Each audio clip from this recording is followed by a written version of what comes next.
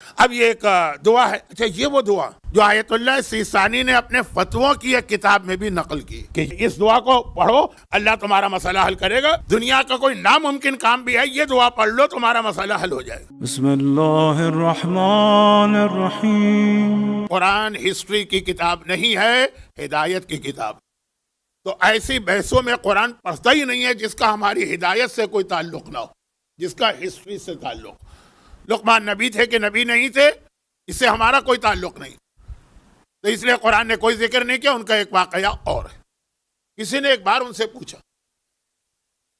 بہت ہی ذرا ایک اسٹائل سے پوچھا، وہ سمجھ گئے کہ پوچھنے والے کا مقصد کیا ہے۔ کہا کہ یہ بتائیے کہ اگر کوئی آدمی تیر پھینک رہا ہے کسی کے اوپر، تیر انداز، اور تیروں کی بارش ہو رہی ہے اور اس کا نشانہ بالکل پرفیکٹ ہے، کبھی نشانہ خطا ہی نہیں ہوتا، تو کیسے انسان اپنے آپ کو بچائے؟ اگر ایسا تیر انداز ہے جو ایکسپرٹ ہے اپنے فن میں،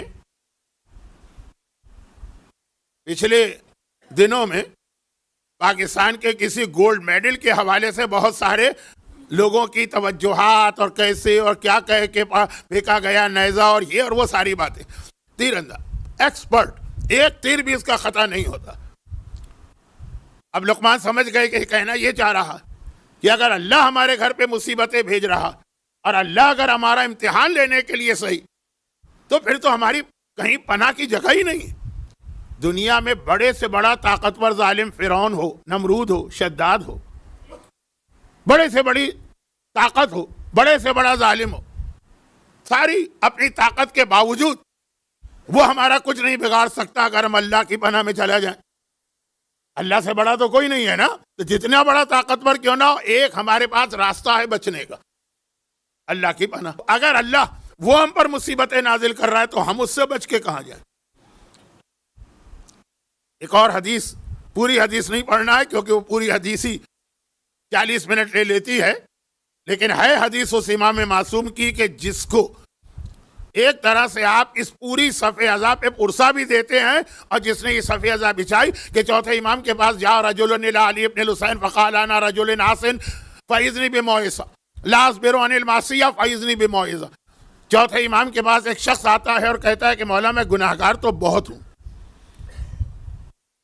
گناہ گاروں کی دو قسمیں ہیں نا، دونوں گناہ گار ہیں، ایک مانتا ہے کہ میں گناہ گار ہوں، اپنی غلطی تسلیم کرتا ہے، ایک مانتا ہی نہیں ہے کہ میں گناہ گار ہوں، کہہ رہا ہے کہ مولا انا رجل عاصٍ، میں ایک عاصی ہوں، لیکن کیا کروں؟ اب یہ جملہ جو اگلا آ رہا ہے نا، یہ میری کل رات کی گفتگو میں آیا تھا، لا اصبر عن المعصیہ۔ جب گناہ کا موقع آتا ہے نا تو میں روک نہیں پاتا اپنے آپ کو، صبر نہیں کر پاتا ہوں۔ کل میں نے مولا کی حدیث ارشاد فرمائی تھی نا کہ صبر ایک ہے گناہ کے سامنے۔ کتنے لوگ مجلس میں بیٹھتے ہیں، توبہ اللہ کرتے ہیں کہ آئندہ یہ گناہ نہ کریں گے، مسجد امام باڑے سے باہر نکلے اور گناہ کا موقع آیا پھر پھسل گئے۔ موضوع یہ نہیں ہے، ورنہ اس پر بھی بہت بات ہو سکتی ہے۔ خود کہہ رہا ہے کہ میں گناہ گار ہوں، اور خود مان رہا ہے کہ ہاں گناہ کے سامنے میں ریزسٹ نہیں کر سکتا ہوں، فاذنی بموعظہ۔ تو مولا آپ ہی مجھے کوئی ایسی نصیحت کریں، آپ امام معصوم ہیں، کلام قرآن کے بعد سب سے بہتر کلام ہے اس کائنات کا، شاید آپ کی بات میرے دل پہ اثر کر جائے۔ تو امام نے اس کو کیا پیغام دیا؟ یہ حدیث میں تیسرے عشرے میں جہاں بھی مجلس سے پڑھتا ہوں، 21 سے 30 محرم میں یہ حدیث پوری پڑھتا ہوں، لیکن امام نے بہرحال اس کو یہی جواب دیا کہ ایسا کر، اللہ کا قانون توڑنا ہے گناہ، کیا گناہ ہے؟ اللہ کا قانون توڑنا۔ گناہ کی تعریف کیا ہے؟ What is the definition of گناہ؟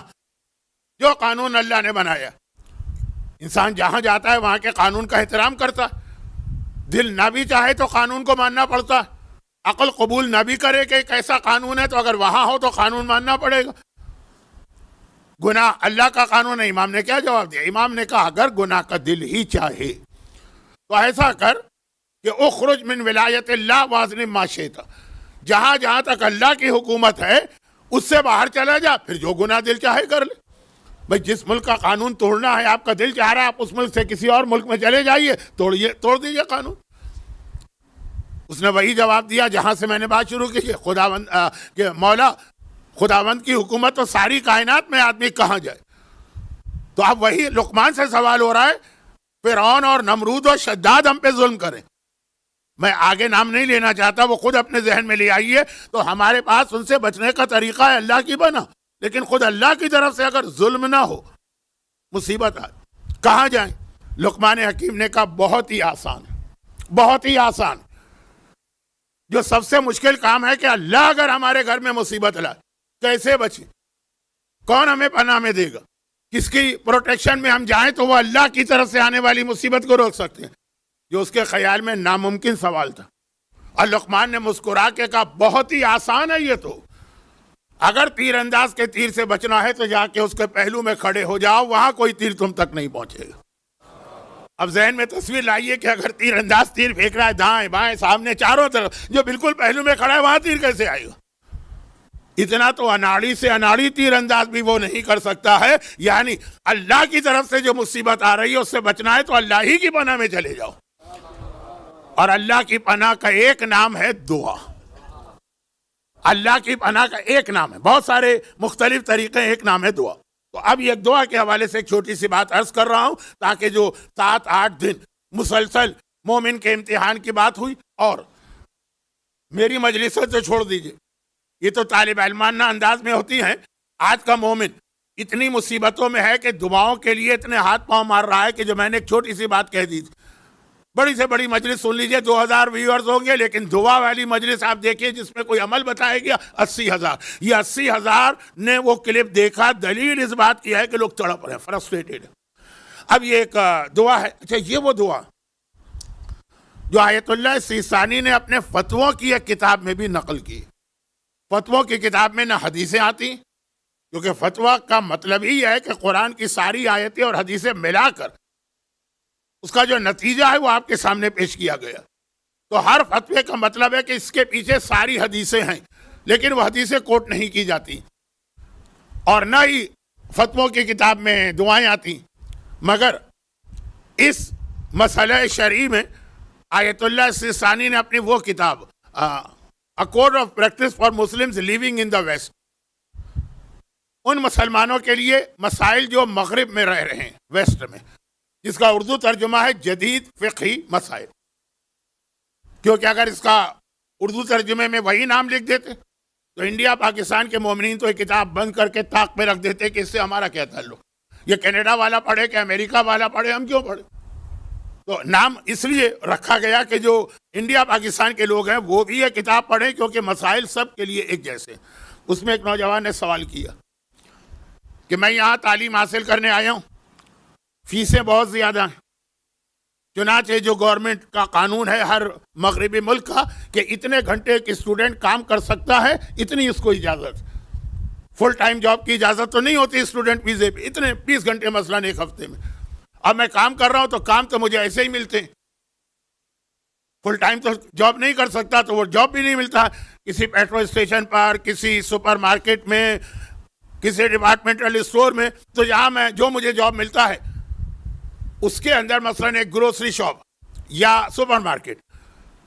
اب جب وہاں میں بیٹھتا ہوں کیش کاؤنٹر کے اوپر تو لوگ شراب کی بوتلیں بھی لے کے آتے ہیں. اب ہو سکتا ہے کہ اس نے 50 آئٹم خریدے ہیں جس میں ایک آئٹم شراب اور 49 آئٹم حلال چیزیں ہوں. کیا میرے لیے جائز ہے؟ جواب تو آپ کو بھی معلوم ہونا چاہیے. اور انہوں نے کہا حرام ہے, پورا جاب حرام ہے, پورا کا پورا تمہارا جاب حرام ہے. تو اس نے پھر, اب یہ کتاب میں چھپا ہوا مسئلہ پڑھ رہا ہوں, ایسا نہیں ہے کہ کوئی پرائیویٹ کراسپینڈنس ہوئی ہے اس اسٹوڈنٹ اور آغا سیستانی میں, کتاب میں چھپا. تو اس نے کہا کہ پھر یہاں تو اگر میں ایسے ہی جاب مجھے ملیں گی, پیٹرول اسٹیشن پہ جاؤں گا وہاں بیئر بیچی جاتی, تو اب پھر میں کیسے گزارا کروں. انہوں نے یہی دعا لکھی کہ یہ اس دعا کو پڑھو, توجہ دو, اور اس کا پیغام اللہ تمہارا مسئلہ حل کرے گا. یہ تو بات ہو گئی آغا سیستانی کی کتاب کی, تاکہ میں نے بتایا کہ یہ کتنی موثر یعنی اثر کرنے والی دعا. وہ کیا ہے؟ چھوٹا سا واقعہ, جو واقعہ میرے ذہن میں مکس اپ ہو گیا تھا نا, تو اب میں ایکچوئل واقعہ پڑھ رہا ہوں. واقعہ مکس اپ کیسے ہوا تھا کہ ایک یمن کے بادشاہ کا واقعہ تھا, ایک 10ویں امام کا. آدھا میں نے یمن کے بادشاہ کا واقعہ پڑھا, نتیجہ 10ویں امام والے واقعے سے ملا لیا. تو یہ جو بات اپنی جگہ صحیح رہی, لیکن الگ. اب سنیے, یمن کا ایک بادشاہ پرانے زمانے میں دنیا کی 4 بڑی حکومتوں میں سے ایک, حضرت سلیمان و داؤد، سلیمان و داؤد، سلیمان و داؤد، 2-3 مجلسوں میں یہ تذکرہ آیا نا، تو حضرت سلیمان کی شادی کس سے ہوئی ہے؟ یمن کی ملکہ بلقیس سے، جسے انگریزی میں شاید شیبہ کہتے ہیں، کوئن شیبہ. خیر، بہت بڑی سلطنت. بلکہ حدود جو پیغام لے کر آیا، حدود جب وہ دیکھ کر آیا ملکہ بلقیس کی حکومت تو حیران ہو گیا وہ حدود. اور حضرت ابراہیم، حضرت سلیمان، اور پھر وہ جس کے پاس علم کتاب ہے اس کا وہ تخت لانا، یہ سب آپ مجلسوں میں سنتے ہیں. اس کو ایک طرف رکھیے، بہت بڑی حکومت. لیکن اکیلی نہیں، اسی زمانے میں 3-4 چین کی حکومت بہت بڑی تھی، اسی زمانے میں ہندوستان کی حکومت بہت بڑی تھی. یہ سلیمان نبی سے بھی پہلے کی بات کر رہا ہوں. یمن کا بادشاہ نہیں، سلیمان نبی سے پہلے کی بات نہیں کر رہا ہوں، پھر غلط دھوکہ کھا گئے، اسلام کے بعد کی بات. اب یہ کہ جو بڑے حکومتیں ہوتی ہیں نا، وہ ایک دوسرے سے بعض چیزوں میں مقابلہ کرتے ہیں.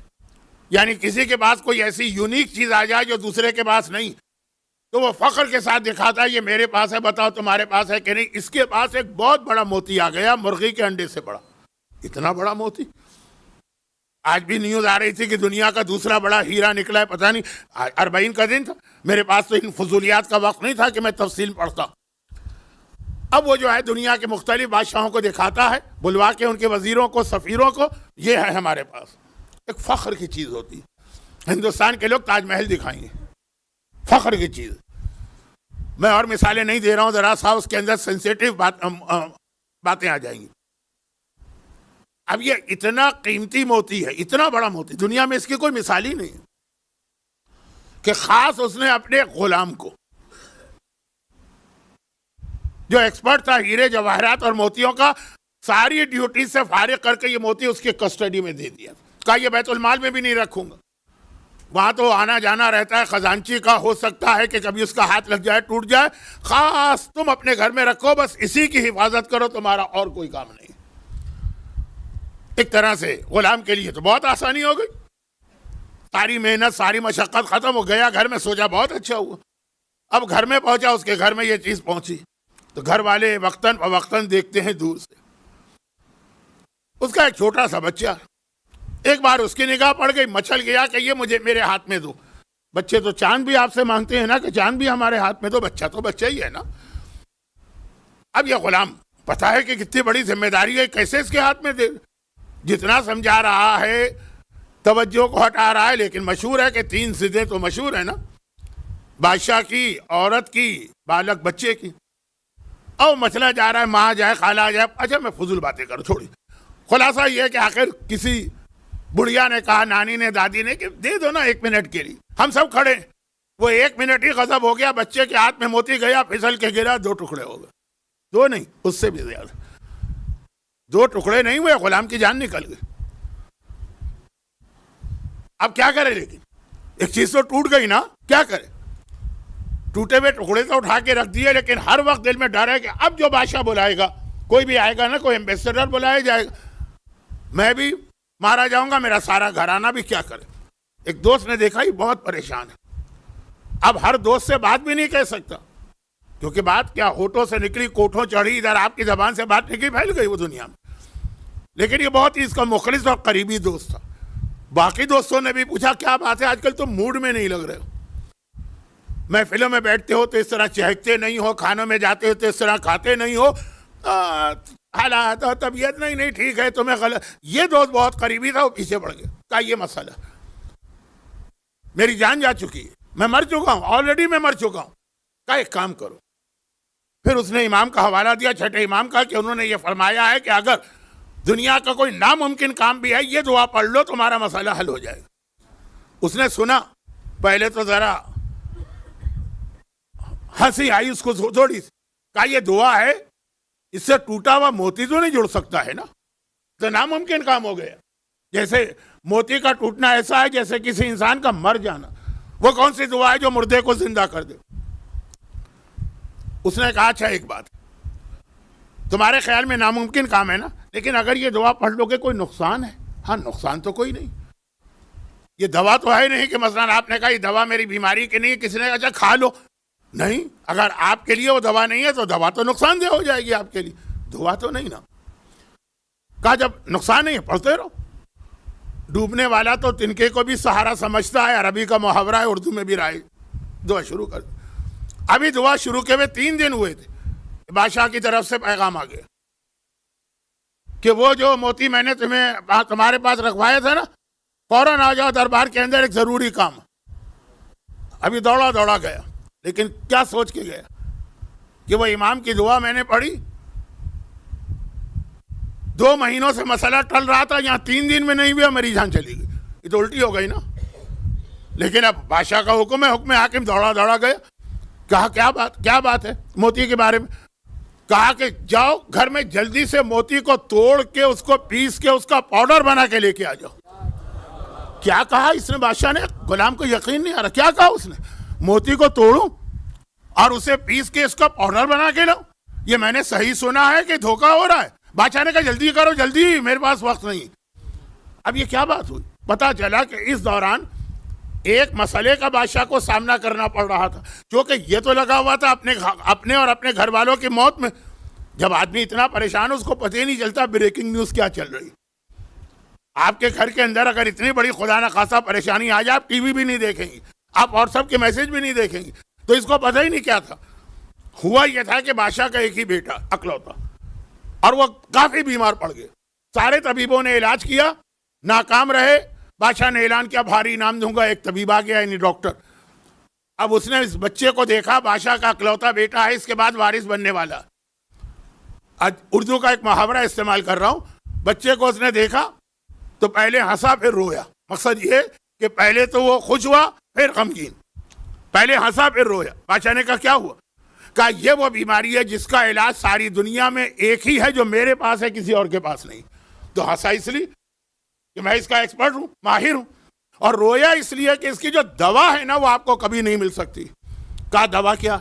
کہا دوا تو میں بنا لوں گا. اس میں وہ جو ایک دنیا میں کہیں ایک جگہ مرغی کے انڈے کے برابر ایک موتی ہے، اگر اس کو پیس کر اس دوا میں ملایا جائے تو یہ فوراً اپنے بستر سے کھڑا ہو جائے گا. لیکن یہ موتی ملے کہاں سے اور اسے پیسا کیسے جائے؟ اب جب بیٹے کی اور اکلوتے بیٹے کی شہزادے کی زندگی خطرے میں ہو تو کہاں کا موتی اور کہاں کا وہ پرائیڈ اور پریسٹیج کو دوسروں کو دکھانا ہے. تو غلام کو بلایا، فوراً جاؤ اس موتی کو توڑو، پاؤڈر بنا کے لاؤ تاکہ میرے بیٹے کی زندگی ملے. غلام دوڑا دوڑا گیا، موتی تو آلریڈی ٹوٹا ہوا تھا. چنانچہ پاؤڈر بنا کے آیا. بادشاہ نے ڈبل انعام دیا. اتنے جلدی تم آ گئے؟ میں تو سوچ بھی نہیں سکتا تھا. تو جس مصیبت میں وہ پھانسی اور اپنے سارے بچوں کی اور گھر والوں کی موت دیکھ رہا تھا، اس مصیبت میں اس کو ڈبل انعام ملا کہ خوش ہو گیا بادشاہ اتنی جلدی دوا بن گئی ہے. تب اس نے کہا کہ یقیناً میرے دوست نے صحیح کہا تھا، کائنات کی ہر چیز غلط ہو سکتی ہے، صادق آل محمد کا فرمان غلط نہیں ہو سکتا.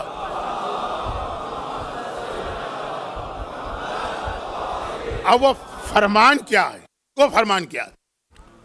اچھا، اب اس میں آدھا واقعہ تو میں نے پڑھا تھا، لیکن اس کے بعد یہ جو موتی توڑا گیا شہزادے کی بیماری سے، یہ میں مکس اپ کر گیا 10ویں امام کے اس واقعے سے جو یونس نقاش کا.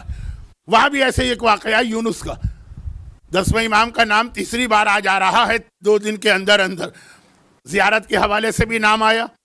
دوپہر میں کل رات کثیر کسے کہتے ہیں اس حوالے سے بھی. یہ سب مشہور واقعات. آپ 10ویں امام کی ولادت کی محفل میں بھی بیٹھتے ہیں، شہادت کی مجلس میں بھی یہی 3 واقعات تو پڑھے جاتے ہیں. اس لیے میں صرف اشارہ کر رہا ہوں، ضرورت بھی نہیں تھی کیونکہ وہ موضوع وہ نہیں. لیکن اب یہ بات ہے کہ وہ دعا کیا تھی. وہ سورہ طلاق کی آیت نمبر 2 اور آیت نمبر 3، مگر آیت نمبر 2 پوری نہیں، آدھی آیت آخری. وَمَن يَتَّقِ اللَّهَ يَجْعَل لَّهُ مَخْرَجًا وَيَرْزُقْهُ مِنْ حَيْثُ لَا يَحْتَسِبُ وَمَن يَتَوَكَّلْ عَلَى اللَّهِ فَهُوَ حَسْبُهُ إِنَّ اللَّهَ بَالِغُ أَمْرِهِ وَقَدْ جَعَلَ اللَّهُ لِكُلِّ شَيْءٍ قَدْرًا. یہاں پہ آیت مکمل ہوئی، گول دائرہ بنے گا، نمبر 3 لکھا ہوگا. آیت نمبر 2 کا آدھا حصہ. یہ آیت آ گئے ثانی نے اس نوجوان کے سوال کے جواب میں لکھی جو یہی کمپلین کر رہا کہ یہاں پہ مجھے جتنے گھنٹے جاب کی اجازت ہے اس میں جو جاب ملتے ہیں اس کے اندر شراب یا بیئر تو آ ہی جاتی. یہ آیت لکھی، پڑھو اس سے. اب آیت کا ترجمہ ہی کافی ہے بتانے کے لیے کہ یہ آیت کتنا اسٹرانگ میسج دے رہی ہے. وَمَن يَتَّقِ اللَّهَ، جو اللہ سے ڈرتا ہے یعنی تقوی اختیار کرتا ہے، یجعل لہ مخرجا. مخرج تو آپ یہاں جانتے ہیں، ہائی وے پہ سفر کرتے ہیں، اللہ اس کے لیے راستہ بناتا ہے پریشانی سے بچ نکلنے کا، مخرج بناتا ہے، ایک ایکسٹ ہوتا ہے. پریشانی آ رہی ہے، ایک ایکسٹ. بھائی کبھی ایسا ہے آپ جا رہے ہیں کسی ہائی وے پہ، بہت زیادہ ٹریفک جام، نیئرسٹ ایگزٹ سے آپ جو ہے نا ٹرن لے لیتے ہیں کہ اس سے نکلو، اس پریشانی سے وہاں چلے جاؤ. یہ مثالیں آپ کے لیے تو روزانہ کی. قرآن کی آیت وہی لفظ مخرج آیا ہے، یجعل لہ مخرجا ویرزقہ. اس ٹکڑے کی وجہ سے آغاز سیستانی نے اس نوجوان سے کہا، اور اللہ تمہیں رزق دے گا من حیث لا یحتسب، ایسی جگہ سے تم سوچ بھی نہیں سکتے تھے کہ وہاں سے بھی رزق مل سکتا، مگر اللہ دے گا. اللہ دے گا، ایک مخرج بنائے گا اور اللہ دے گا. ہاں یہ ایک شرط ہے، وَمَن يَتَوَكَّلْ عَلَى اللَّهِ فَهُوَ حَسْبُهُ. جو اللہ پہ بھروسہ کرے اللہ اس کے لیے کافی ہے. اگر تمہیں بھروسہ ہی نہ ہو، اگر تم ہر وقت شک میں ہی مبتلا رہو، جو روایت میں ہے نا کہ اگر کسی کو یہ یقین ہے کہ اللہ کے خزانے بھرے ہیں اور اللہ زندہ ہے، وہ اپنے رزق کے لیے پریشان نہ ہو. پریشان وہ جسے یا تو اللہ کی موت کا یقین ہو جائے کہ بھائی جس نے وعدہ کیا تھا رزق دینے کا وہی مر گیا، یا اسے یہ ہو کہ نہیں وہ ہے تو لیکن بینکرپٹ ہو گیا، اب وعدہ بھی پورا نہیں کر سکتا. تو اگر کوئی مومن ایسا ہے جس کو یا تو اللہ کی موت کی اطلاع مل گئی ہے، اس کے واٹس ایپ پہ میسج آ گیا ہوگا، یا یہ کہ اس کو یہ پتا چل گیا کہ اللہ بینکرپٹ ہو گیا ہے نعوذ باللہ، پھر وہ سوچے. لیکن وَمَن يَتَوَكَّلْ عَلَى اللَّهِ فَهُوَ حَسْبُهُ، اگر آپ کا اللہ پہ بھروسہ ہے وہی اللہ آپ کے لیے کافی ہے. البتہ یہ آیت چل رہی ہے قَدْ جَعَلَ اللَّهُ لِكُلِّ شَيْءٍ قَدْرًا، اللہ نے ہر چیز کے لیے ایک وقت مقرر کیا. آپ کی پریشانی دور ہوگی، آپ کی مصیبت دور ہوگی. ہم اور آپ تو اس طرح چھوٹی پریشانی میں فریاد کرتے ہیں. اہل بیت کا یقین کامل تھا کہ کوفہ ہو کہ شام ہو، یہ امتحان ایک وقت مکمل ہوگا اور ہم مدینے میں نانا کے شہر میں آئیں گے. یہ منزل مصائب تھوڑی دیر کے بعد.